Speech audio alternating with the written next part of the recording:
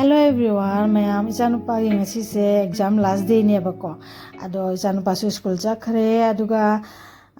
jamna hauba ke gama saba gi recipe su mayam da share tawrage adu ji kare na hojik jamna viral oiriba butter cake ne bako jamna haubani mayam aduga damak taina lawi se butter se 100 gram laure aduga chini akupa se custard sugar se 100 gram laure aduga khogi sangom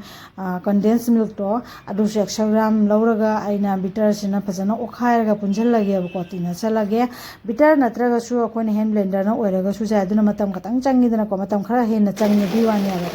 ado smana bitter su oiraga nam matam khara likna changi jangna oire aduni ada bitter sina smai to okhairaga na ko punjalle aduga hoji asiga ina haptu se butter milk simu hape butter milk se aina jumda semani aduga mathau taragadi khangninga di butter milk se kamaina semina ro khangninga gadi dum comment se khangndiro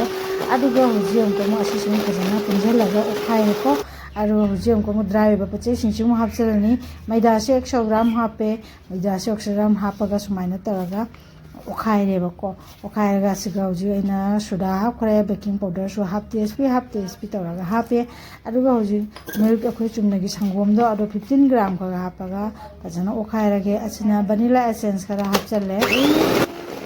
vanilla butter cream ne bako vanilla butter cream ni jamna haubani mayam su try to dio aduga pajana se amko okhai rasi bitter machine sina minute ani gumba aina use tore ko seasonal bitter sina punjalle aduga jamna phajaba fine ari better ama oire bako aduga hoji aina siga akogi choco chips se asise khara chaisale choco chips se letraga su akoina chocolate chum thang na soiraga dum haplan jai bako cake tin nama laure cake tin se ina 6 inch ki cake tin ni aduga hoji better singse loina hapchalle asigi cake se mayam sathina hauri ado mayam soidana try to bi hanna haijeri aduga si se ji cake tin si hapchalaga di gedawni cake tin si amkong tap tap tawse bako tap tap tawraga better se phajana phamalasi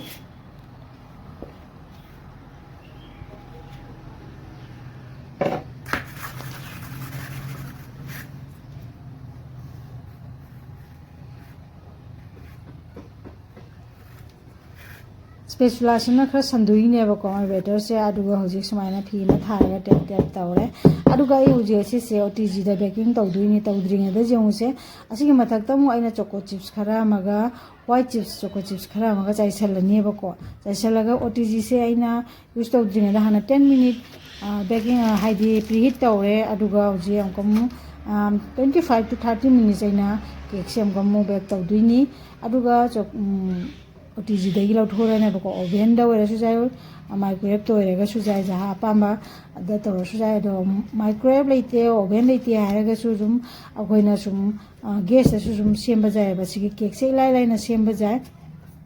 ase smai to na hapchang saga 30 minute matung da ina hangdoraga jenge puthore ko smai na tawre jiti si se ai lauthong na bagi tawrage bako video se jang semning banana ko cake se khatang di sari bako ado sara soi lauthoga upthoga mayam da jenghalake na jenghan bani ado jongu thoraga diko sabaduna cake siga cake se khara nappe bako se maning je jamna sara su lauthok pada sumaina tawre bako ado maning da muri se loina chai choco chips hapki do ado loina makhara phamdagi na tawini cake tu gi makhara ne phamdagi dana tawini bako ado oiraga su kaide mayam su try to view jamna haubani asini yam final look sumaina leire aina semjaba butter cake se amna mayam su try to view jamna su haubani